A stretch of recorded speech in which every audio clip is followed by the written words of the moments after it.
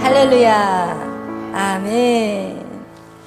오늘의 제목 복음의 7대 연합 천년 왕국에 대한 내용입니다. 우리가 그동안 계속해서 7대 7가지의 연합을 위해서 계속 달려왔어요. 오늘은 바로 천년 왕국 새 예루살렘에 대한 말씀입니다.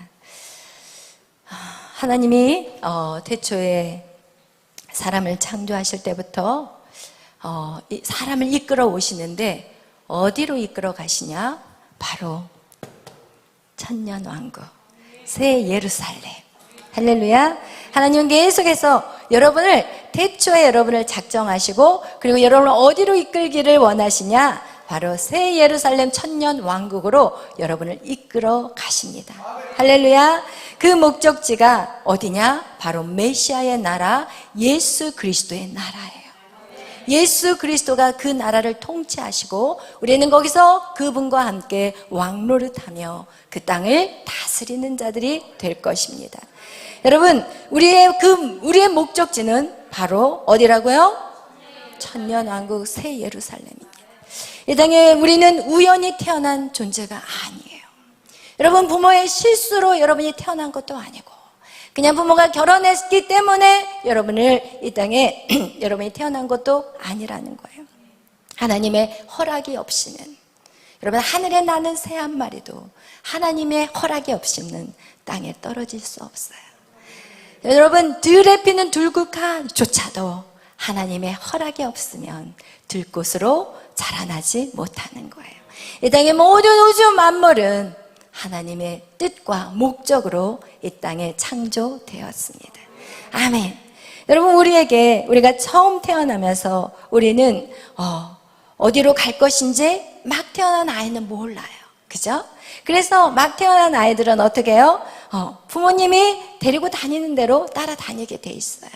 그래서 어린 아이 때는 부모가 데리고 다니는 데가 아이들이 어떻게 보면 목적지가 될 것이지만, 우리가 이제는 인생을 이제 조금 더 성장하고 자라면서 이제 의지가 생겨나기 시작할 때부터 사람은 자기의 의지로 목적지를 정해요. 그래서 우리가 이 목적지는 우리에게 참으로 중요하는데, 사람들은 그 목적지가 어떻게 목적지를 정하냐? 바로 눈앞에 있는 것이 그들의 목적지가 돼요. 그래서 우리가 학교 다녔을 때는 우리의 목적지는 무엇이냐? 좋은 대학을 가는 거. 그거 하나만 목적지라고 생각해요. 그런데 막상 대학을 딱 들어갔는데, 이야, 좋은 대학 들어갔어. 우와, 다 됐어. 이렇게 생각을 했는데, 그 다음 눈앞에 펼쳐지는 목적지는 뭘까요? 직장이에요. 여기가 끝이 아니네. 그 다음 목적지는 좋은 직장, 월급 빵빵하게 주는, 일 적당히 조금만 해도 정말 많은 월급을 주는 그런 좋은 대학, 그런 직장. 여러분, 이게 그 다음에 목적지가 되는 거예요. 근데 막상에 그 목적지에 딱 도달을 했더니 거기가 목적지인가요? 아닌 거예요. 이게 뭐지? 헷갈려요. 그러다가 이제는 결혼이나 해야 되겠구나 이러면서 이제는 그 안에서, 직장 안에서 이 실갱이를 하면서 내가 죄를 밟지 않으면 나는 잘리는 인생이 되는 그 고달픈 인생 가운데 이제는 새로운 목적지가 뭐예요? 이제는 누군가와 결혼해서 알콩달콩 살아봐야지. 그래서 이제 결혼을 하게 되는 거예요. 그런데 막상 결혼을 했더니 거기가 목적지가 아니네. 이것은 진짜 결혼을 알콩달콩 평생을 행복하게 살려고 했더니만 이것이 또 알콩달콩이 아니라 쌈박질만 하는 그런 결혼 생활이 되어버린 거예요. 오늘날 여러분, 이혼이 우리나라가 세계에서 1위예요. 왜 우리나라는 그런 걸 1위를 하는지 모르겠어. 자살률이 세계 1위예요. 왜 우리나라는 그런 거에 1위가 되는지 모르겠어. 여러분, 그것을 여러분의 세대에 바꾸기를 바라요. 아멘. 여러분, 이거와 같이 목적지가 바로 앞인 사람들의 결과는 행복하지 않다는 거예요. 여러분, 그렇게 해서 이제 남편에게, 아내에게 실망한 사람들은 이제는 여자는 누구를 붙잡고 살아요? 자식을 붙잡고 살아요. 그러나 자식도 내 품에 있을 때는 내 맘대로 했지만 이제는 조금 커지고 머리가 커지기 시작하면서 부모의 말을 듣나요? 아니에요. 제 갈 길 간다고 지 멋대로 살아요. 여러분, 이거와 같이 우리의 목적지는 여러분이 보는 눈앞에서 이게 목적지라고 생각하고 안심을 하지만 여러분의 목적지는 바로 내 눈앞에 있는 것들이 절대 아니라는 거예요. 그렇다면 여러분, 우리가 눈앞에 있는 목적지를 두고 인생을 살아간다면 우리는 계속 슬프고 헛된, 뭐라 그럴까요? 이 텅 비어있는 공허한, 이게 뭐지? 이게 진짜 행복인가? 이러면서 삶의 의미를 잃어버릴 거예요. 그러나 여러분, 하늘이 주시는 목적지를 여러분이 따라 나간다면 여러분은 삶이 달라요. 삶의 질이 달라요. 할렐루야. 그래서 여러분, 인간이 가장 행복한 때를 생각한다면 여러분, 인간이 가장 행복할 때가 언제일 것 같아요? 많은 사람들은 이야, 맛있는 스테이크를 그냥 분위기 있는 레스토랑에서 맛있는 먹기를 좋아하시는 분들은 이 맛있는 스테이크를 썰으며 아름다운 클래식을 들으면서 이야, 나는 진짜 행복한 삶을 살구나, 이렇게 생각하는 거, 이게 진짜 행복할까요? 아니면 멋진 드레스나 슈트를 딱 입고 그러면서 많은 사람들이 우와 이렇게 하면서 각별히 대접을 받으면서 그렇게 사는 인생이 진짜 행복할까요? 여러분, 조사해 보니까, 사람들을 조사해 보니까 사람들이 가장 행복함을 느꼈을 때가 언제냐? 바로 다른 사람을 섬길 때래요. 그래서 돈을 버는 사람들이 자기가 큰 집 살고 즐겁게 사는 것 같지만 결국은 그들이 행복하지 않다는 것을 그들은 그의 결과들을 통해서 알게 되고, 결국은 인간이 가장 행복하게, 이 세상에서 그래도 행복하게 사는 방법이 있다면 다른 사람을 섬기고 다른 사람 죽어가는 영혼을 살리고 정말 희망이 없는, 소망이 없는 사람들을 도와주고, 이것들이 진짜 인생에 가치 있는 삶이라는 거. 그 중에서도 그러나 가장 복된 인생은 무엇이냐? 바로 하나님이 우리에게 주신 그 목적지를 향해 걸어가는 인생이라는 것을 여러분 깨닫기를 축원합니다. 아멘. 그와 같이 여러분, 목적지가 명확할 때 우리 모두는 우리의 에너지를 한 곳에 집중할 수가 있어요. 여러분의 목적지가 정확하지 않으면 막 죽으라고 뛰었는데 아니야. 그럼 어떻게 인생을 돌아야 돼? 죽으라고 뛰었는데 아니야. 그럼 인생을 또 돌아야 돼. 죽으라고 뛰었는데 아니야. 그럼 인생을 또 돌아야 되는 거야. 이것이 바로 누구였냐? 이스라엘 광야의 생활이 40년의 이스라엘 백성들이 뺑뺑 같은 장소를 돌아서 갔더니 그 장소가 와 있어. 또 돌았는데 또 그 장소가 왔어. 그러니까 나중에 화가 나서 모세에게 돌을 던져버리려고 이스라엘 백성이 이렇게 했던 이유가, 그들의 인생이 계속해서 도는 거야. 이리로 가니까 아니니까 또 돌아. 결국은 어디예요? 그 자리에서 뱅뱅 도는 인생. 그래서 어떻게 해요? 시간 낭비해버려요. 감정 싸움해요. 그리고 뭐해요? 건강 다 잃어버려요.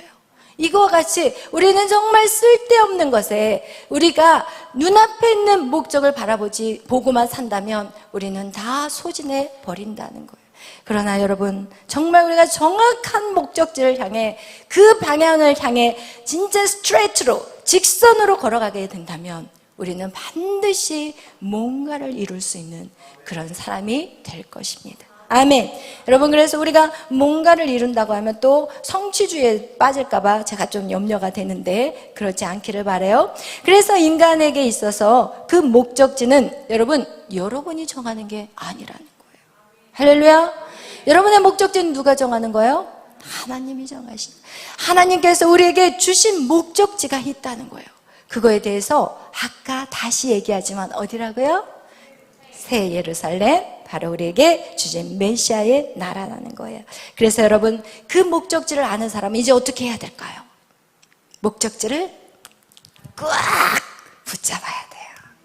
여러분, 목적지를 꽉 붙잡아야 돼요. 왜냐하면 인간은요, 망각의 동물이에요. 좀 지나가다가 잊어버려요. 뭐 하다가 잊어버려요. 그래서 하나님 우리에게 주신 감사가 너무 많은데 좀 시간이 지나면 감사를 잊어버려요. 그래서 성경은 항상 너희가 나를 기념하라, 나를 기억하라. 구약시장 성경을 보면은 하나님이 그 홍해 바다를 건널 때, 여러분 여리고 요단강을 건널 때, 여러분 하나님이 계속 그것을 기념하고 자녀들에게 계속해서 가르치라고 얘기해요. 왜냐하면 우리는 잊어버리기 때문에. 그래서 여러분이 정말 새 예루살렘을 위해 살아가신다면 여러분 이제 그걸 꽉 움켜잡기를 바라요. 돈을 꽉 움켜잡지 말고 내 이성 친구를 꽉 움켜잡지 말고, 여러분의 명예와 권세를 꽉 움켜잡지 말고, 누구를, 무엇을? 새 예루살렘, 우리의 영원한 나라를 위해 꽉 움켜잡기를 축원합니다. 아멘. 그래서 오늘은 우리가 이 복음의 7대 연합 우리가 계속해서 나누었는데, 오늘은 이 천년 왕국에 대해서 우리의 목적지에 대한 말씀을 여러분하고 나누려고 해요. 우리가 가야 될 목적지 알아야 되잖아요. 그죠? 여러분 우리의 이 천년 왕국, 그래서 우리가 그동안 말씀을 나눴던 것 같이 여러분 하나님은 우리에게 축복 주시기를 원하시는 분이에요. 하나님 우리에게 복 주시기를 원하고 너를 지켜주기를 원하고 너의 하나님이 되기를 원하시는 분이 바로 우리 하나님, 우리에게 계속해서 창세기로부터 요한계시록까지 계속 말씀하세요. 이와 같이 우리에게 하나님 축복 주기를 원하셨는데, 그 축복이 창세기 1장 28절에 생육하고 번성하고 땅에 충만하라, 이 말씀이 이게 타락 전, 선악과 전 아담에게 주시는 축복이었어요. 그러나 인간은 선악과를 따먹었고 인간에게 죄가 들어왔어요. 그래서 타락 후에 똑같은 축복이 창세기 몇 장이에요? 9장 1절과 2절 말씀에서 누구에게? 노아에게 똑같은 축복이 임했어요. 그 얘기는 무엇이냐? 오늘날 저와 여러분에게도 똑같은 축복이 올 수 있다? 아멘. 올 수 있다는 거예요. 그러기 위해서는 이 노아가 똑같은 축복을 받게 된 계기가 어떻게 된 거예요? 어디에 들어갔어요? 방주에 들어가라. 할렐루야. 오늘날 방주는 누구예요? 오늘날의 방주는 예수 그리스도예요. 여러분 예수 안에 들어가야 돼요. 여러분이 그게 뭐예요? 교회 신앙생활 하셔야 되는 거예요. 여러분 이 방주의 시절에 노아에게 말했어요. 너희가 방주를 다 짓고 나면 내가 이 세상을 물로 심판할 것이다. 심판했어요, 안 했어요? 심판했어요. 여러분 이것이 내가 몰라요. 봤어요 내가? 그 시대를 내가 어떻게 알아요? 그러나 지리학 박사들이 그 지리학을 연구해 보니까 진짜 이 노아 홍수 시대가 있었어요. 여러분 혹시 땅에서 여러분 조개 껍질 발견한 거 봐요, 못 봐요? 여러분이 땅 속에서 바다에 그런 화석들이 발견이 되기 시작하고, 여러분 노아 홍수는 있었어요.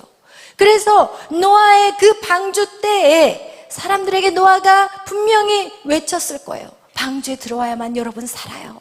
그러나 어느 누구도 믿지 않았어요. 그러면서 누가복음 17장 말씀에 너희가 지금 노아의 때와 똑같은 현상이라고 얘기해요. 노아의 때 아무도 방주에 들어가려고 하지 않았고, 결국은 노아 식구 8명만 구원받고 나머지는 심판, 물로, 무슨 심판? 물로 심판을 받아버렸어요. 오늘 여러분이 읽은 요한계시록 21장의 말씀에서는 여러분 예수 안에, 방주이신 예수 안에 여러분이 들어오지 못하면, 여러분 들어온 사람은 그 수가 어떠든지 상관없어요. 하나님 그 수 다 구원하신다고 하셨고, 만약 이것을 믿지 않는 사람들은 오늘 불과 유황불, 여러분 그건 뭐예요? 불의 심판이 있다는 것을 말씀하고 있는 거예요. 여러분 우리는요, 이것은 여러분을 겁주려고 하는 얘기가 절대 아니에요. 하나님의 말씀은요 1.1핵도 변개되지가 않아요. 바뀌지가 않았어요. 하나님 태초에 인간을 창조하셨고, 그리고 신약 하나님이 메시아 예수 그리스도를 보내신다는 것이 마태복음에 진짜 그 사건이 일어났고, 예수님은 죽을 거라고 예언하셨는데 진짜 십자가에 죽으셨고, 그리고 예수님이 부활하실 거라고 예언하셨는데 예수님이 부활한 것들을 그의 제자들이 봤고 만져보았어요. 그리고 예수님이 그 500명의 제자들 앞에서 하늘로 올라가신 것도 봤고 그것은 역사적으로 기록이 되었던 사실이에요. 여러분, 지금 이 성경은요, 역사의 책이라는 거예요. 이것은 사람의 말로 그냥 신화적으로 기록된 책이 절대 아니에요. 이 성경에 나와 있는, 오늘도 제가 느부갓네살에 대한 얘기를 할 건데, 이 느부갓네살 왕이 바벨론의 제2대 왕이에요. 정확하게 역사에 기록이 나와 있는 왕이고, 그 왕국이 무너져 내린 거, 그리고 메대와 페르시아가 생기는 그 역사적인 사건이 이 나라가 생기기 전에 이미 책에 예언된 책이라니까요. 메대와 페르시아가 생기지도 않았을 때 다니엘이 그 나라에 대한 얘기를 해. 헬라가 생기기도 전에 헬라에 대한 얘기를 하고, 여러분, 이런 예언들이 지금 얼마나 일점도 틀리지 않게 지금 예언되고 있는데, 여러분, 이것이 사람들이 만들어 놓은 얘기를 할까요? 절대 아니에요. 사람들이 만든다면 이렇게 안 하죠. 사람들이 만든다면 심판이란 말을 안 해요. 왜냐면 심판받기 싫거든요. 자기가 한 말에 자기가 심판 불구덩이에 들어가면 되겠어요? 절대 심판의 얘기를 안 할 거예요. 그러나 이것은 정확한 하나님의 예언의 말씀이에요. 할렐루야. 하나님의 책은요, 창세기부터 요한계시록까지 그 책을 기록한 게 2000년 전에 기록한 책이고, 그리고 이 책이 어떻게 보면은 거의 40명이 조금 넘는 분이 기록했어요, 이 저자가. 그런데 이게 기록한 연대도 거의 한 2000년이 걸렸을 거예요. 그러나 한 사람이 쓴 책 같아요. 여러분 생각해봐요. 100년이 지나서 책을 쓰면은 뭔가 언어도 다르고 다 달라야 되거든요. 그런데 이 기간 동안에 40명이 넘는 사람이 이 성경을 기록했는데 마치 똑같은 말을 하고 앉아있고, 이것은 하나도 한 맥으로 가는 거예요. 한 맥으로. 이게 있을 수 없는 일이거든요. 성경은 말하고 있어요. 이 성경의 저자는 사람이지만, 이것을 기록한 것은 사람이지만 그 사람에게 성령이 영감을 주셨다는 거예요. 성령이 무엇을 쓸 것을 그 사람에게 가르쳐 주셨다는 거예요. 그래서 이 성경의 저자는 누구예요? 하나님이세요. 할렐루야. 그렇기 때문에 한 사람이 쓴 내용 같아요. 똑같이 여러분이 이렇게 우리에게 이 창세기부터 요한계시록은 지금 같은 동일한 얘기들을 계속하고 있다는 거예요. 여러분, 우리가 정말 이 천년왕국, 우리가 마지막 심판의 때에, 이제 마지막 이 불의 심판이 왔을 때는 믿는 사람들에게는 심판이 아니에요. 믿는 사람에게는 이제 누구를 만나는 거예요? 예수 그리스도를 만나는 거예요. 그러나 믿지 않는 사람에게는 무슨 심판이 기다려요? 불심판이 기다려요. 우리는 마라나타, 주님 어서 오시옵소서, 주님 어서 오시옵소서. 이것이 바로 재림의 신앙이요, 천년 왕국을 믿는 자들의 신앙인 거예요. 오늘 여러분이 만약에 주님 좀 이따 오세요, 저 조금 더 누려야 돼요. 저 아직 결혼 안 했거든요. 저 아직 좀 땅도 사야 되고, 밭도 사야 되고, 소도 사야 되고, 아파트도 좀 사야 돼요. 하나님 조금 이따 오세요. 이런 사람들은 지금 천년왕국을 기다리는 사람이 아니고 천년왕국이 뭔지도 모르는 사람이에요. 여러분, 이 천년왕국은요, 여러분 이 땅에 사는 거하고 비교할 수가 없어요. 할렐루야. 여러분, 그곳은요 유리바다, 금으로 모든 것들, 이렇게 얘기를 하면은 이야 뭐지 신비주의야 그렇게 말할지 모르겠지만, 여러분 하나님은 어떤 하나님이세요? 여러분의 머리에 이해할 수 없는 분이에요. 여러분이 머리로 이해한다면 그분은 하나님이 아니에요. 자기가 만든 피조물에 의해서 이해가 되는 하나님이라면 그분은 더 이상 하나님이 아니에요. 우리가 아는 하나님은요, 우리가 이 물 한 그릇도 하나님을 알지. 이거를 성 어거스틴이 엄청나게 기독교 강요를 쓰고 엄청난 기독교 역사에 큰 핵을 그은 사람이지만 뭐라고 얘기하냐? 너가 아는 것은 이 물 한 컵량의 만큼도 하나님을 모른다고 얘기했어요. 그렇기 때문에 우리는 하나님을 제한하지 않기를 축복합니다. 할렐루야. 이거와 같이 여러분, 우리 안에 이렇게 하나님께서 방주 안에 들어갔다 나오면, 그죠? 이 방주 안에 들어갔다 나오는 게 곧 무엇이냐? 예수 안에 들어간다는 게 곧 무엇이냐? 바로 예수님과 함께 이 의미가 무엇이냐? 복음의 이 7대 연합에 완전히 붙는 자라는 거예요. 그 다음에 여러분, 이 복음, 우리가 뭐 탄생 다 얘기했어요. 이 복음이라는 것은 무엇이냐는 거예요. 복음. 계속 교회에서 우리가 지금 이 성경에서 계속 말씀하는 것은 다 똑같아요. 지금 다 똑같은 얘기를 하고 있어요. 무슨 얘기를 하고 있냐? 예수를 믿고 탄생, 구원이에요. 구원받고 고난받고 죽고 부활하고 승천하고 성령이 오시고 그리고 재림하고 천년하고, 이게 지금 뭐라고 해요? 이게 다가 이게 복음이라는 거예요. 할렐루야. 우리가 예수를 믿으면 예수님의 이름으로 내가 구원받는 것에서 끝나버리면 안 된다는 거예요. 어떻게 살아가야 되는가가, 이게 정말 우리가 내야 되는 부분이라는 거예요. 여러분, 이 연합이라는 것이 무엇이냐면, 복음은 구원만이 복음이 아니라는 거예요. 고난도 여러분이 당하셔야 되고, 여러분의 자아가 죽으셔야 되고, 그리고 나서 여러분이 새롭게 주님 안에서 거듭나는 부활의 역사가 있어야 되는 거예요. 할렐루야. 이제는 내 방법대로 살았고 내 목적대로 살았다면, 이제는 부활을 경험한 사람은 내 목적은 없어요. 이제는 주님의 나라를 위해서 사는 것이 우리의 목적인 거예요. 할렐루야. 이거와 같이 여러분, 이 복음에 대해서 말씀하고 있어요. 그래서 성경 전체는요 다 이런 얘기를 해요. 노아는요 방주로 들어갔고요, 모세는 홍해로 들어갔어요. 아브라함은 내 집 본토를 떠나야 되고요, 이스라엘 백성은 어떻게 해요? 여리고, 이스라엘 민족은요 광야로 들어가야 되고요, 또 누구예요? 사울. 다윗은 뭐예요? 사울의 쫓김을 당하는 역사들. 여러분, 모든 성경의 인물들이요 어느 누구도 방주에 들어가지 않는 인생은 없었어요. 할렐루야. 여러분만 들어갔다고 억울해하지 않기를 바라요.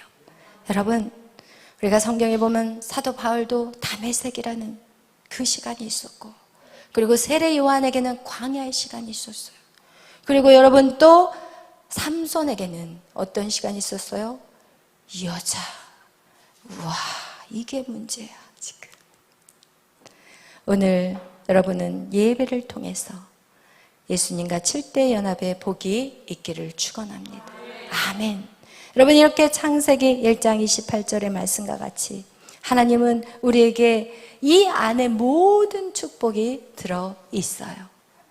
이 축복은 계속해서 여러분하고 말하지만, 아담, 그 다음에 노아를 통해서, 아브라함을 통해서, 이삭을 통해서, 그리고 야곱, 요셉, 그리고 또 오늘날에 와서는 신약의 제자들을 통해서, 그리고 또 사도행전에 보면은 베드로에게 잡아먹어라.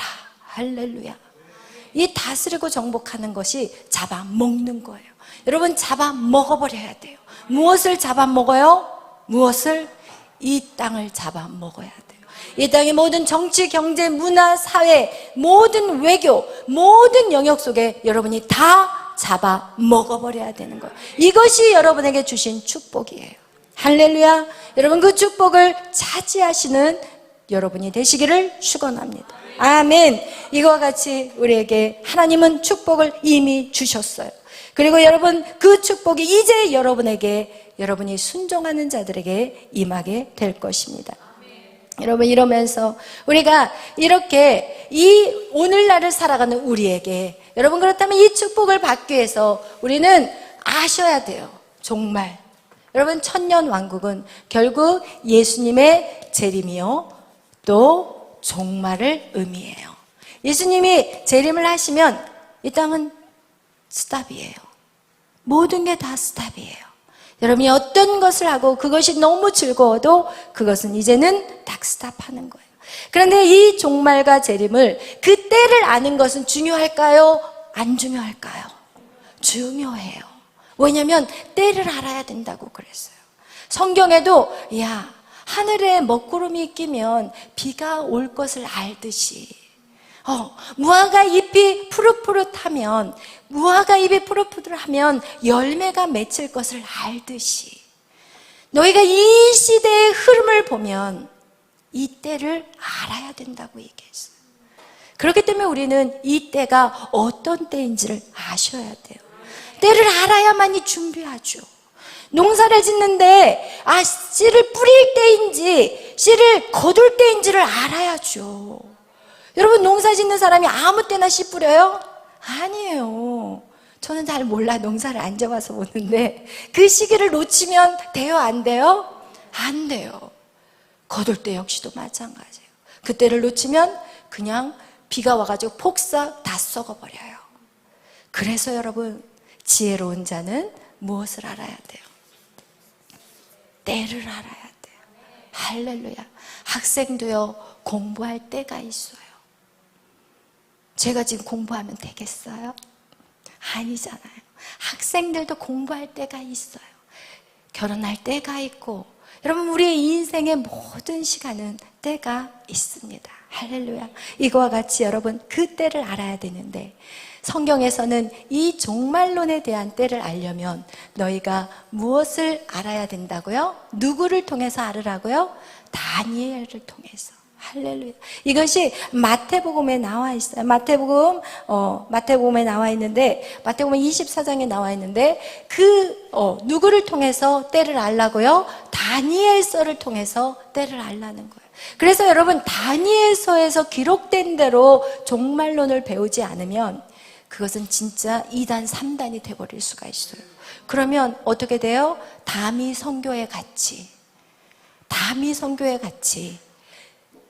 1992년 10월 예수 그리스도가 오신다고 해가지고 집 다 팔아서 이단 우두머리한테 다 갖다 바치고 학교 다 안 가버리고 직장 다 끝내고 휴직 다 해버리고 싹 해버리고 수많은 사람이 산에서 기다렸어요. 여러분, 이런 일들이 벌어지는 거예요.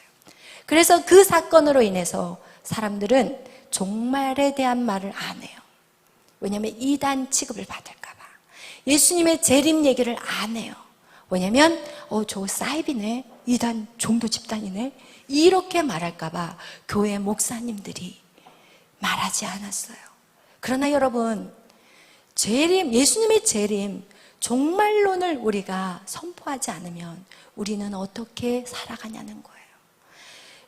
우리의 목적이 예수님의 재림이 아니면 우리는 무엇을 보고 살아가냐? 이 땅의 것들을 집중하며 살아가는 거예요. 시집가고 장가가고 소 사고 밭 사고 논밭 사고, 이건 이제 옛날 얘기지만 직장 다녀야 되고 사업해서 돈 벌어야 되지, 식구들 먹여 살려야 되지. 여러분, 이곳에만 집중하며 눈앞의 것들, 아까 얘기했잖아요. 눈앞의 것들만을 위해서 살아가게 되는 거예요. 그러나 우리의 목적이 정확하게 예수님이 다시 오실 것을 생각한다면 우리가 영원히 살 곳은 이 땅이 아니라 새 예루살렘인 거예요. 여러분이 이 땅이 여러분이 집이 아니에요. 여러분이 이 땅에 집중하기 때문에 집이 50평은 돼야 되고, 내 집은 사야 되고, 여러분 내 집 하나 마련해야 되고, 이런 생각들을 하게 되는 거예요. 내 자식 공부 잘해야 되고, 공부에다가 신앙 다 잃어버리고, 어렸을 때 믿음을 잘 예배했는데 대학교 시험 봐야 된다고 고3 됐으니까 적당히 믿어, 대학교 가서 교회 다니면 돼, 이래서 대학교 간 다음부터는 술판, 놀자판, 누가 와요? 아무도 안 오지. 더 달콤한 것이 세상에 더 많은데, 여러분 이렇게 우리 아이들을 다 빼앗겨 버렸어요. 왜? 종말의 신앙을 갖고 있지 않았기 때문에, 어느 누구도 예수님의 재림에 대한 얘기를 하지 않았기 때문에. 여러분, 제가 지금 청년 사역을 엄청나게 크게 하는 그 교회 목사님이 설교를 하시는데, 그 전도사님이 앞에서 찬양을, 무슨 찬양을 하냐면 마라나타 찬양을 하셨어요. 마라나타 마라나타. 이게 뭐예요? 주님 어서 오십시오. 그 찬양을 딱 했는데 그 유명한 목사님이 딱 강대상에 올라오셔서 첫 마디가 전도사님 요즘 사는 게 인생이 좀 힘드시나 보네요. 이 말을 하시더라고요. 그런데 그 교회는요 수만 명이 모여요. 여러분, 넓고 크고 화려한 길, 절대로 그곳이 주님이 있다고 착각하지 마세요. 여러분, 그렇다고 해서 뭐 다 그렇다고 말하지는 않겠어요. 그러나 저는 쇼크였어요. 어떻게 우리가 마라나타 그 찬양을 불렀는데 살기가 많이 힘드시나 보네요. 이 말이 나올 수가 있어요. 이건 말도 안 되는 거예요. 그 목회자에게서 나온 그 수많은 청년들, 무엇을 보고 쫓아가며 살아갈까요? 그들은 이 땅의 것들밖에 보지 못하는 인생으로 살아가게 되는 거예요. 여러분, 이거와 같이 우리는 종말의 때, 우리는 세상 사람들도 뭐라고 말해요? 말세야, 말세야. 세상 사람들이 얘기해. 우리는 말세인지 알아. 근데 그들은 그것도 모르면서 입으로 말세야, 말세야. 왜 그런지 아세요? 그들은 모르지만 느끼는 거예요. 왜냐하면 때가 가까이 왔기 때문에 그들의 입에서 그 말이 나오는 거예요. 그다음 우리는 종말에 대해서 정확하게 알아야 돼요. 종말론, 예수님의 재림의 때, 그것을 누가 말하고 있느냐? 바로 다니엘에서의 그것을 말하고 있어요. 다니엘은 어떤 사람이었냐면 다니엘은 유다 사람이었어요. 남유다에 사는 어떻게 보면 왕족 집안의 사람이에요. 왜냐하면 이 바벨론이라는 나라가 유다 나라를 침공했을 때 1차 침공기에 어떻게 하냐? 남유다에 있는 그 왕족들의 자녀들을 데리고 갔거든요. 포로로. 근데 이 바벨론 느부갓네살 왕은요, 진짜 이방 사람이지만 굉장히 지혜로운 사람이었어요. 그래서 그렇게 왕족들을 데려간 이유는 무엇이냐? 이들을 훈련해서 키워서 내 밑에서 나를 보호자하도록 해야 되겠다, 이 생각을 한 거예요. 보통 무식한 왕들은요 싹이 죽여버리거든요, 포로로 끌고 가서. 그러나 이 느부갓네살 왕은요 성경에도 보면요 지혜가 있다고 얘기를 해요. 그래서 이 느부갓네살이 남유다에 침공해가지고 1차 침공 동안 여기에서 젊은 아이들을 데리고 왔는데 그 당시에 다니엘 나이는 15세로 추정이 돼요. 그 사람 여러분보다 훨씬 어린 아이예요. 그런데 그가 무슨 일을 하냐? 그가 뜻을 정했다고 얘기해요. 여러분, 뜻을 정한 자만이, 뜻을 정한 사람만이 살아날 수 있어요. 뜻을 정한 사람만이. 왜냐하면 지금 이 다니엘서는 마지막 종말론에 대한 얘기를 하고 있고, 이 마지막 종말론의 의미라는 것은 무엇이냐? 이 바벨론에 이 사는 삶이 종말의 때라면, 오늘 이 시대가 종말의 때라면, 우리는 다니엘과 그 믿음의 세 친구에 대해서 그들이 어떻게 살았는지를 아는 것은 종말의 때 여러분이 어떻게 사느냐가 결정되는 거예요. 아멘. 우리는 성경이 우리에게 보여주는 대로 살면 되는 거예요.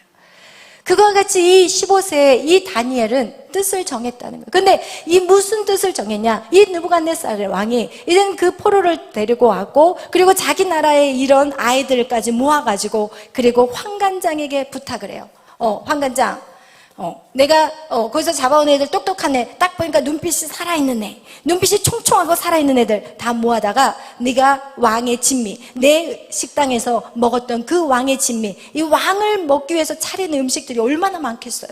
그러니까 그 음식들을 그들을 먹여, 그들을 먹이고 그들을 바벨론의 그 갈대아의 모든 학문을 다 가르쳐, 이렇게 말했어요. 근데 갈대아 학문이 뭔지 아세요? 점성술, 점치는 거, 그리고 또 별자리를 보고 그것을 별자리를 보는 학문이에요. 그래서 예수 그리스도가 태어났을 때 동방 박사들이 어디서 왔냐? 바로 바벨론 사람이에요. 그거와 같이 그들은 그런 학문들을 하는 사람이에요. 누구보다도 점을, 누구보다도 꿈을, 누구보다도 그런 것들을 해석하기 뛰어난 사람들이 바로 바벨론 지역 사람들이었어요. 그래서 열심히 이 사람들을 몇 년 동안, 3년 동안 그렇게 해서 거기서 뛰어난 사람을 내 밑으로 붙여라, 이렇게 얘기가 떨어졌어요. 그렇다면 여러분이 다니엘이라면 여러분 아마 이렇게 생각했을 거예요. 이야, 열심히 해서 내가 그 안에 들어가야 되겠구나, 이런 생각을 했을까요, 안 했을까요?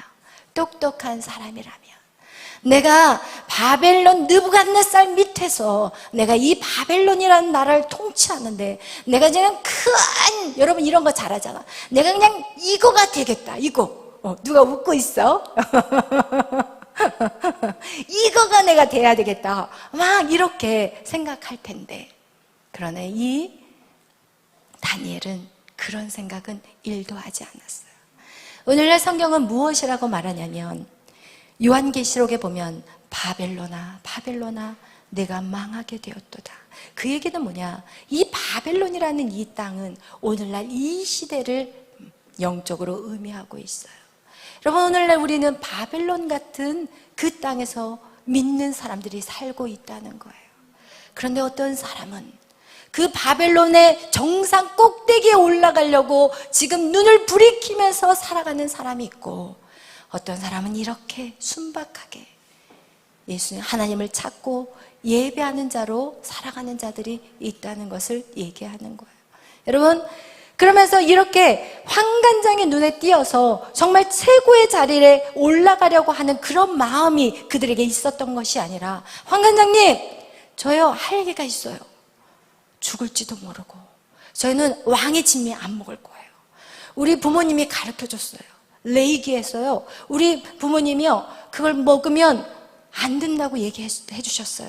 그래서 저는 우상에게 숭배하는 그 아무리 맛있는 것도 저는 먹지 않겠어요. 이게 바로 뭐예요? 육신의 정욕이에요. 할렐루야. 여러분, 육신의 정욕, 이것을 단칼에 잘라버려요. 여러분, 이 안목의 정욕, 이야 내가 만약 이렇게 먹고 환관장에게 좀 잘 보여가지고 이야 이렇게 하는 안목의 정욕, 여러분 지혜로운 자가 되어서 그 땅을 다스려야지 하는 이생의 자랑. 다니엘과 세 친구는 다 끊었어요. 처음부터 15살짜리가 그랬다니까요, 여러분. 15살짜리가. 그러면서 그들이 무엇을 해요? 저 이거 안 먹고 우리는 그냥 채소만 먹겠어요. 그렇지만 그 아이들보다 우리가 더 윤기가 난다면 우리를 허락해 주세요. 여러분, 어떻게 고기랑 그 맛있는 음식을 먹는 사람하고 풀 쪼가리 뜯어 먹는 사람하고 비교가 되겠냐고요. 그러나 그들은 그것을 확실히 하나님이 누구라는 것을 믿었기 때문에 그들은 뜻을 정했어요. 할렐루야. 그러고 나서 10일이 지났는데 역시 그 어떤 아이들보다 더 윤기가 잘잘 흐르고 눈은 더 반짝반짝하고, 그래서 그들에게 허락을 했고, 그리고 이제는 때가 왔어요. 할렐루야. 뜻을 정한 사람에게는 반드시 뭐가 와요? 때가 와요. 이때가 사람들이 봤을 때는 고난의 때라고 생각할지 모르겠지만, 믿는 사람들에게서 때는 고난의 때가 아니라 고난이 바뀌어 축복의 때가 왔어요. 느부갓네살 왕이 잠을 자다가 꿈을 꿨는데 도저히 이상해. 이 꿈이 무슨 꿈이지? 막 너무 번민이 되는 거예요. 그래서 이제 환관장에게 불러요. 야, 여봐라, 다 모여라, 다 모이게 해라. 그동안 훈련시킨 사람 다 모이게 해라. 다 왕 앞에 다 모였어요. 그리고 나서 느부갓네살 왕이 꿈을 꾸었으니 너희가 그 꿈을 해석해라. 그랬더니, 아니 왕이시여, 그러면 우리가 할 거니까 꿈 내용을 얘기해 주세요. 그러니까 왕이 생각해 보니까 어떤 왕이에요? 지혜로운 왕이에요. 왜냐면 그 꿈을 딱 얘기를 해주면, 왕이시여, 그 꿈은요 왕의 시대에 일어날 일이 아니에요. 왕이 딱 이렇게 모든 사역을 끝내고 다음 왕이 시작할 때 생기는 꿈이니까 왕 신경 안 써도 돼요. 이런 식으로 속일 수도 있다는 거예요. 그 꿈을 속여도 왕이 알 수 있어요? 몰라요? 몰라요. 그러니까 이 왕은 지혜로운 왕이어서, 아니야, 내가 얘기하면 너희가 나를 속일 수 있어. 그러니까 너희들이 내 꿈을 알아내. 이런 거예요. 말도 안 되는 거를 시켜요. 그러고 결국은 그들이 알았어요? 몰랐어요? 몰랐어요. 그러니까 이 왕이 어떻게 돼요? 화가 났어요? 안 났어요? 화가 머리끝까지 났어요. 그리고 나서 뭐라고 얘기하냐? 우리 한번 읽어보면서, 성경을 읽어보면서 하겠어요. 우리 2장, 다니엘서 2장 12절, 13절 한번 읽어보겠어요. 다니엘서 2장 12절, 13절. 다니엘서 2장 1233페이지예요. 12절부터 13절 시작. 왕이 이로 말미암아 진노하고 통분하여 바벨론의 모든 지혜자들을 다 죽여라 명령하니라. 왕의 명령이 내림에 지혜자들은 죽게 되었고 다니엘과 그의 친구들도 죽이려고 찾았더라. 아멘.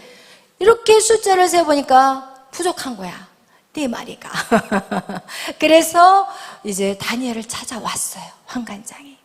그런데 다니엘 누가 빠졌어? 다니엘이 안 보여요. 세 친구도 안 보여요. 그것들 어디 갔어? 그것들은 매일 기도해요. 그것들은 매일 집에서 기도나 하고 앉아있어요. 막 이런 거예요. 그래서 집으로 쫓아간 거예요. 그리고 나서 다니엘에게 말해요. 야, 너 이젠 가자. 너도 왕의 명령이 떨어졌으니까 너도 죽어야 돼.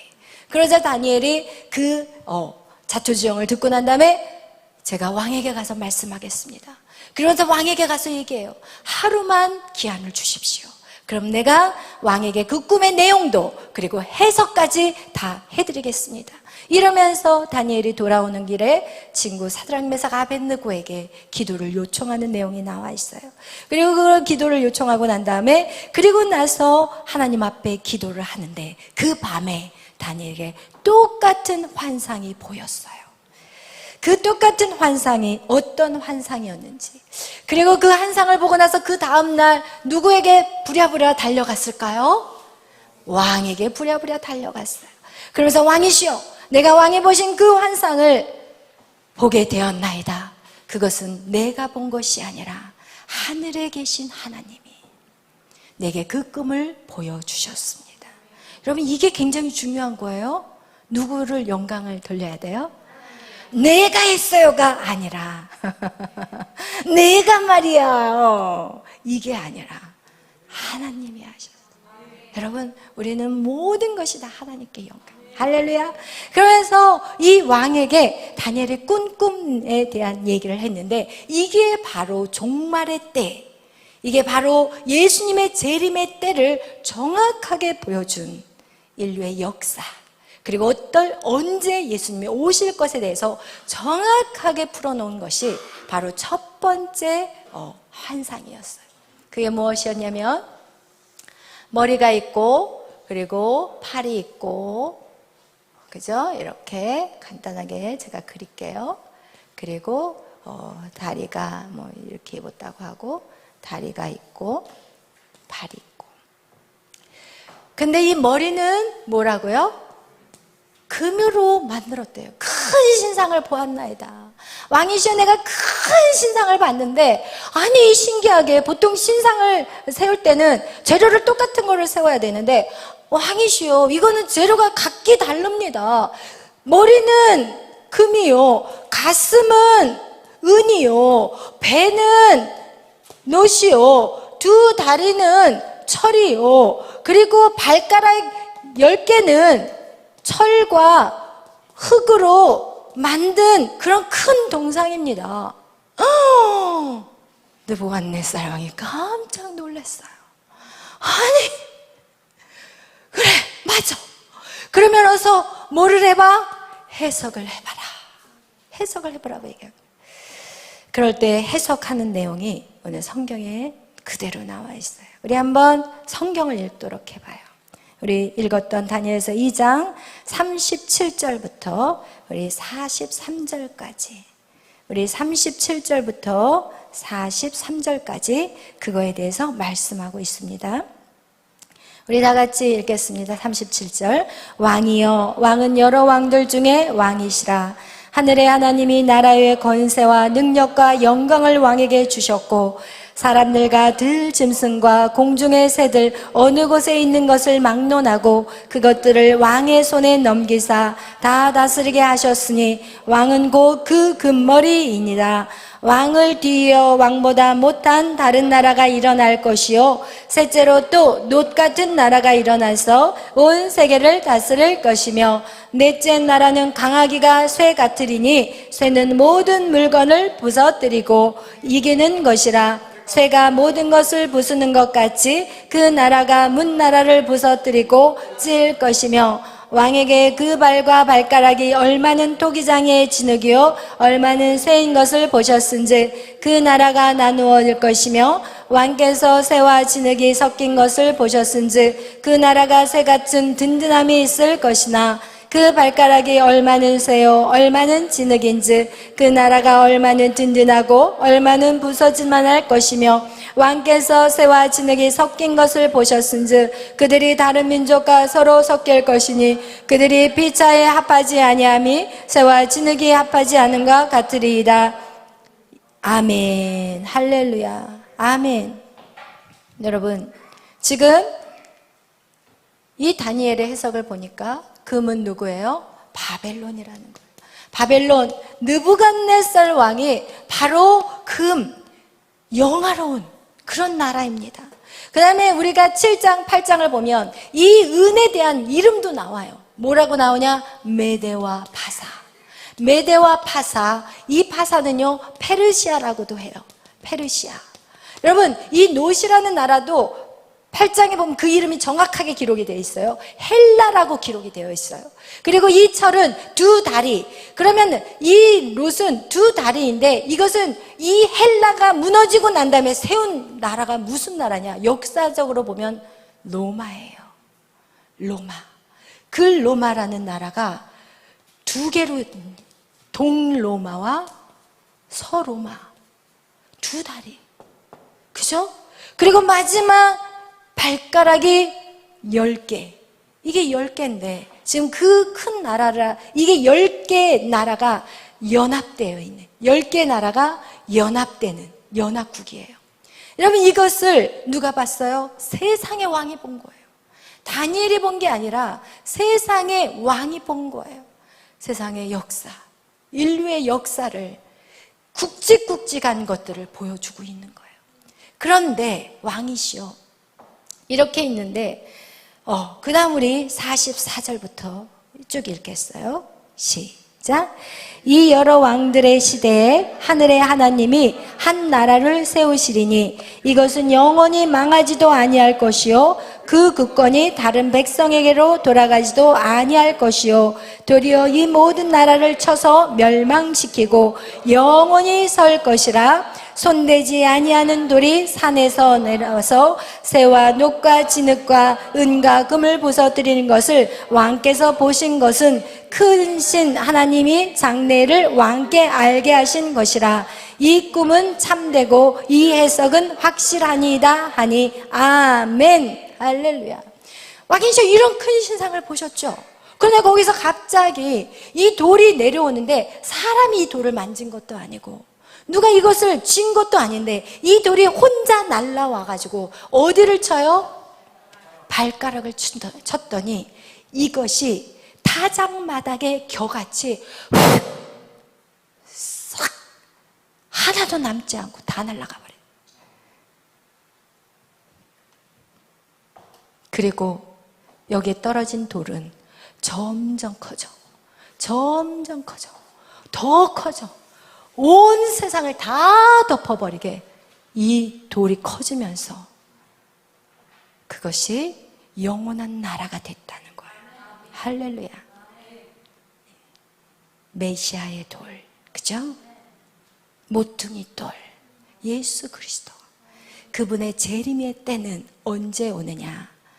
10나라가 연합을 이룰 때 이젠 주님이 준비하고 계세요. 멋지게 옷을 치장하고 이제 내가 내려갈 때가 됐구나. 할렐루야. 아멘. 여러분 사모하십니까? 아멘. 그 나라가 오면은. 할렐루야. 그러면서 이 주님이 열국이 연합하면은, 저는 최근에 무슨 느낌을 받았냐면, 여러분 지금 여러분의 나이들이 작아졌다고 너무 좋아하잖아요. 그죠? 그런데 저는 이런 생각을 했어요. 왜 각 나라마다 자기 문화가 있는데 굳이 나이를 통합을 시킬까? 그런 생각을 해봤어요. 저는 거기에는 분명히 의미가 있다고 생각해요. 전 세계 10나라를 연합하기 위해서는 생일이 각각이 쓰여서는 안 돼요. 그래서 저는, 여러분은 그냥 와 젊어져서 좋아할지 모르겠지만, 저는 주님의 때가 가까이 왔구나, 그 생각을 했어요. 왜냐하면 같은 생년월일을 통합시키지 않으면 이게 헷갈리거든요. 정보 네트워크, 지금 이 인터넷, 이 망에서 이게 분리가 돼버려. 그렇기 때문에 여러분의 생년월일을 통합을 시켜야 돼. 그래서 이 10개국의 나라가 연합이 되어서 적그리스도가 일어서기 위해서는 이 생년월일을 통합시켜야 되거든요.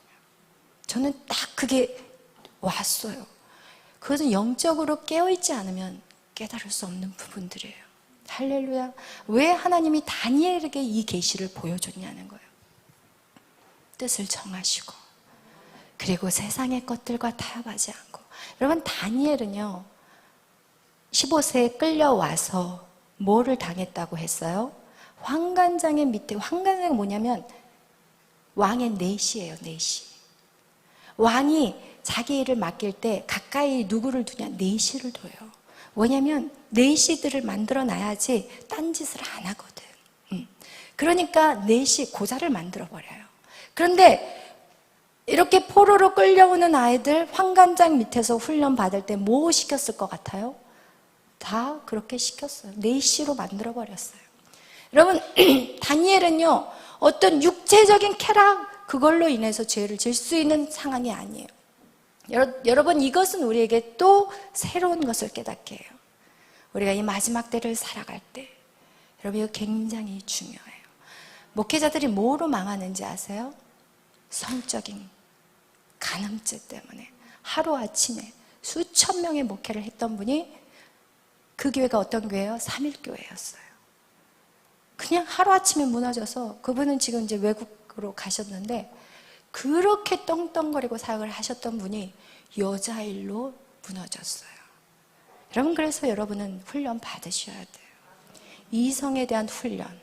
쉽게 누구를 사귀어서는 절대 안 돼요.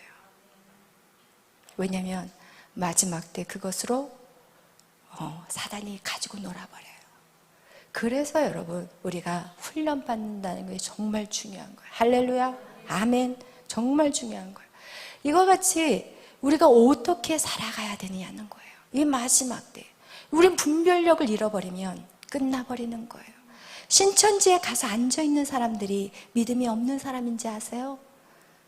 다 장급만 앉아있어요. 여전도 회장, 청년회장, 장자랑장장장장, 이런 사람, 목사님들도 가서 앉아 계시고 전도사님들도 가서 앉아 계세요. 여러분, 신천지, 여러분이 거기서 빠져나올 것 같아요? 여러분은 안 먹힐 것 같아요? No. 영적으로 깨어 있어야 돼요. 그러려면 여러분이 무엇을 해야 돼요? 뜻을 정해야 돼요. 뜻을 정해서 왕의 진비, 육신의 정욕, 안목의 정욕, 이생의 사랑, 내가 뭔가 해보겠다. 이것이 밖에서도 있지만 교회 안에 들어와서조차도 내가 교회에서 한번 뭔가 해보겠다. 이 마음 다 버리시기를 바라요. 힘을 빼시기를 바라요. 여러분, 자신을 믿지 마세요. 할렐루야. 여러분이 해야 될 것은 뜻을 정해서 주님 앞에 다니엘이 어떻게 나갔어요? 매일 3번의 예배를 드렸어요. 할렐루야.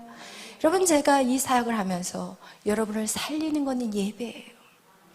여러분, 제가 이 사역을 하면서 깨닫는 것은 여러분 살리는 건 예배예요. 왜 제가 여러분한테 귀찮게 예배 나오라, 저 정말 말하고 싶지 않아요. 왜 제가 여러분에게 자꾸 예배하느냐. 여러분을 살리는 길이 예배밖에 없어요. 아멘. 여러분, 그래서 여러분에게 예배하는 거예요. 여러분이 서지 않으면 여러분의 남편 못 세워요. 여러분의 자녀 못 세워요.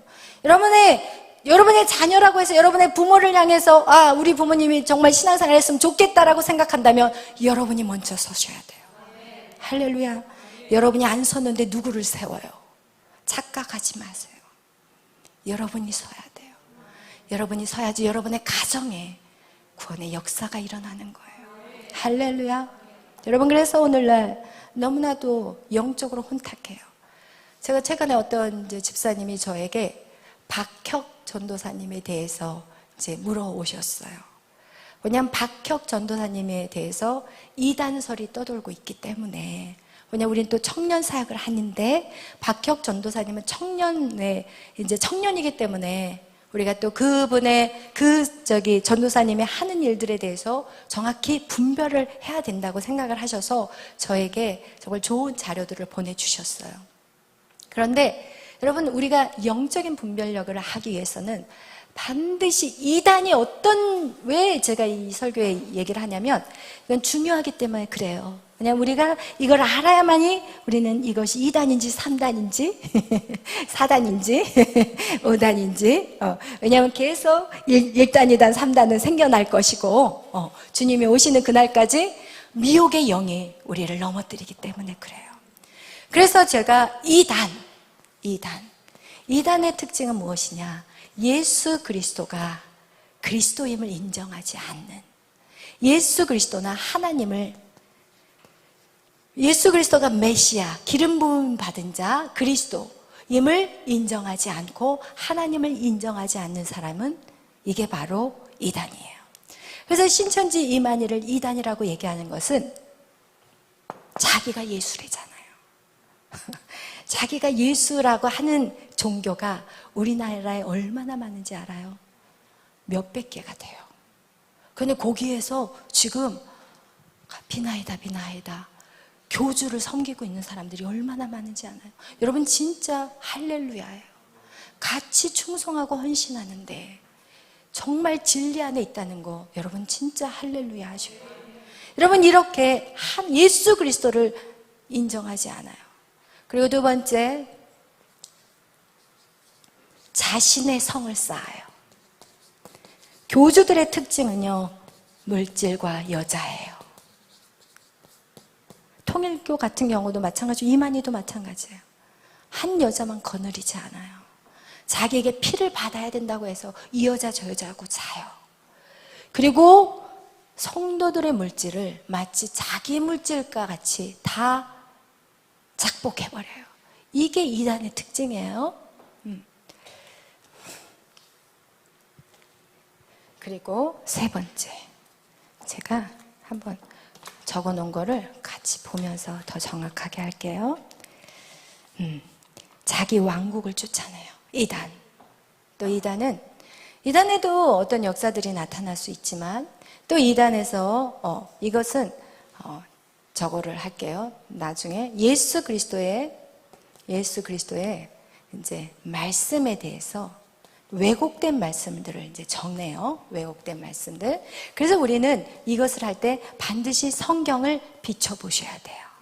그래서 우리는 모든 것의 잣대를 성경으로 찾아서 이건 이단이구나. 그래서 말씀을 배워야 되는 거예요. 할렐루야.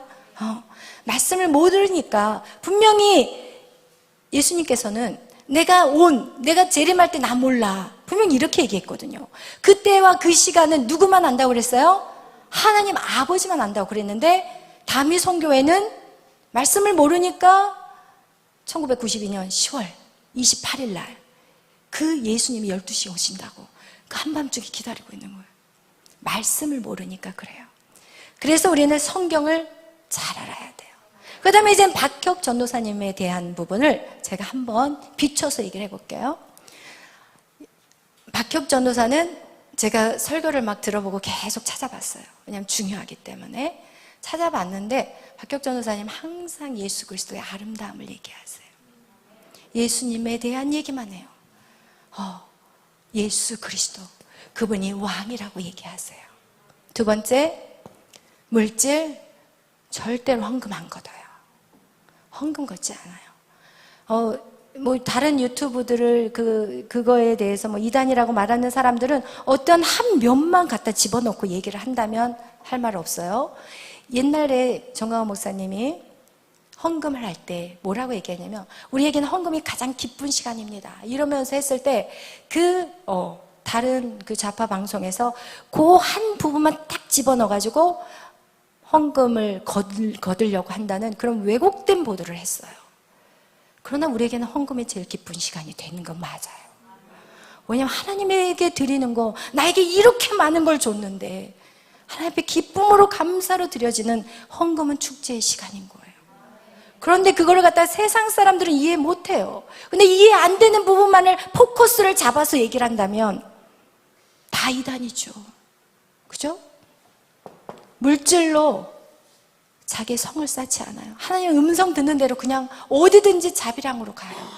모르겠어요. 그분에게 누군가가 또 자원해서 물질을 보내주는 사람이 있으니까 그 사역도 하겠지만, 그분이 처음 사역을 시작할 때 자기 있는 재산 다 털어서 사람들에게 비행기표 다 사주고 그러면서 처음 외국 선교를 시작하신 분이에요. 세 번째, 그분이 축사 사역을 하세요. 근데 이 축사 사역이 사람들한테 너무 불편한 거야. 왜냐면 예수 이름으로 그 사람을 딱 만나면 갑자기 그 안에 귀신들이 움직이기 시작하는 거야. 어떤 사람은 막 뱀같이 움직이는 사람이 있고, 어떤 사람은 막 별별 귀신들이, 성경에는 말하고 있어요. 귀신은 한 마리가 아니에요. 귀신은 하늘의 별의 3분의 1이 귀신들이에요. 3분의 1이 누구의? 루시퍼의 말을 듣고 그를 추종하는 자로 되어서 귀신들은 많아요. 그래서 성경에 보면 예수님도 미친 사람들이 막 미쳐가지고 귀신 들려가지고 막 미쳐있는 그 사람한테 너 악한 귀신아 나가 그랬더니 군대 마귀가 2,000마리 군대 마귀가 그 사람 안에 있었거든요. 물러가요. 돼지떼로 들어가서 물속으로 몰살당하는 사건이 나와 있어요.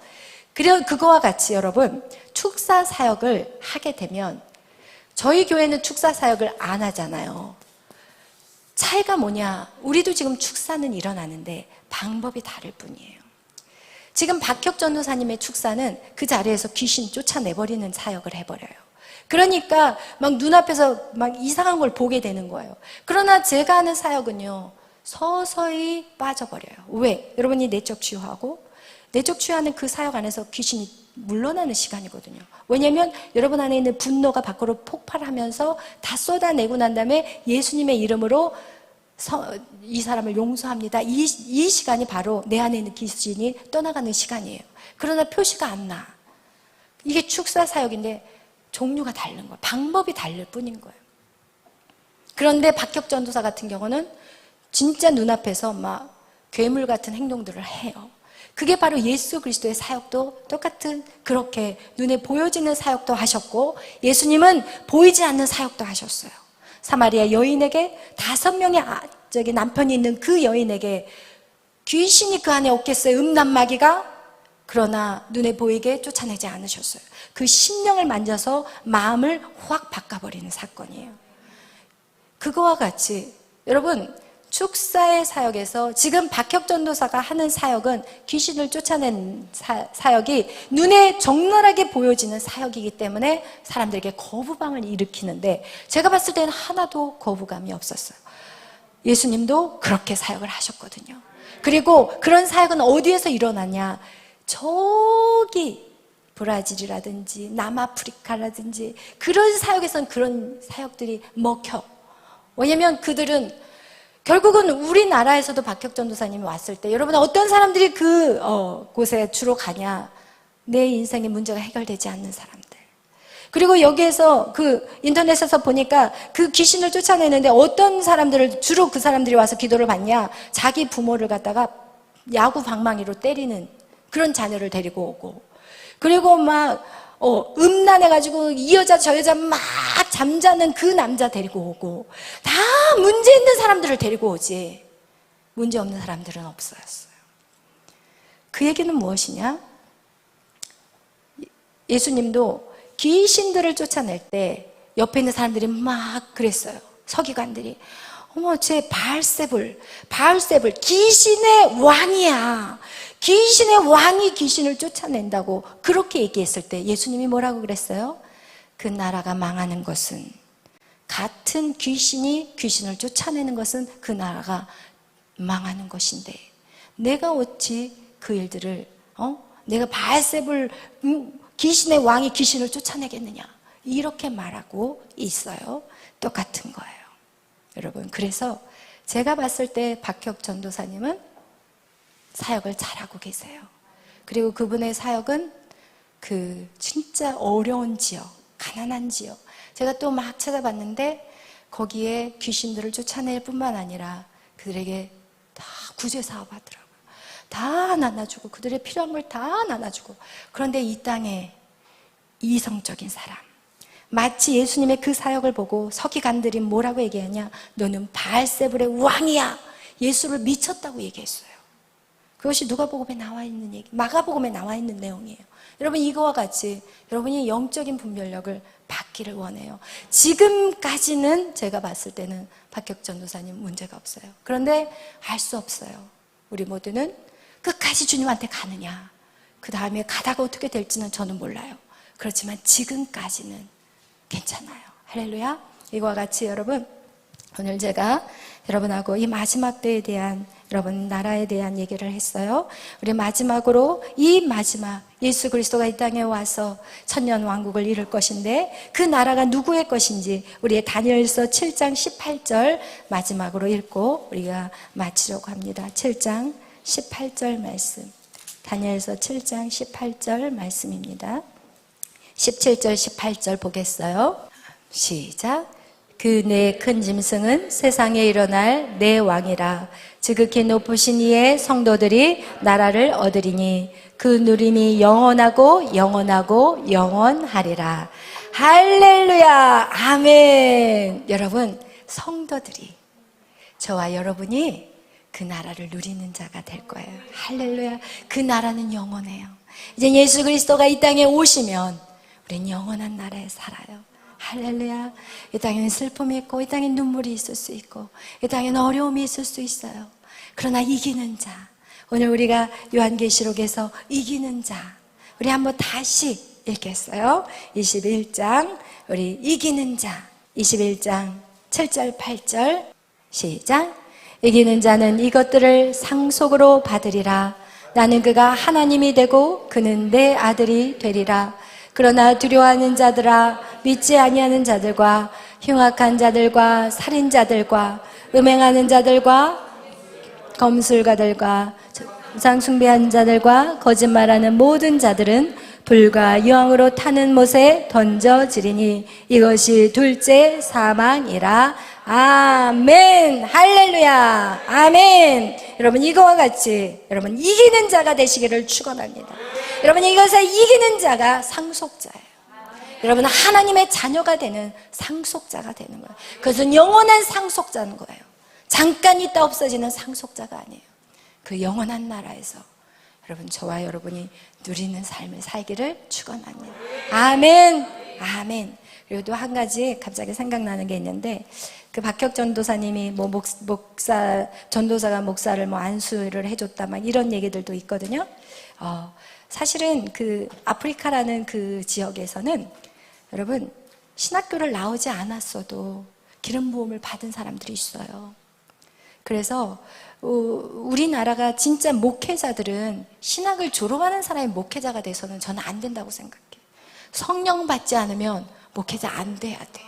솔직히 정확하게 말하면 성령 받지 않으면 목회자 돼서는 안 돼요. 그런데 지금 계속해서 어떤 틀을 만들고 어떤 거를 막 만들어서 주님의 재림과 이 다시 오실 그 주님을 준비하는 그 일들을 못하게 악한 사단이 우리를 방해하는 것들이라는 거 여러분 꼭 기억하시길 바라요.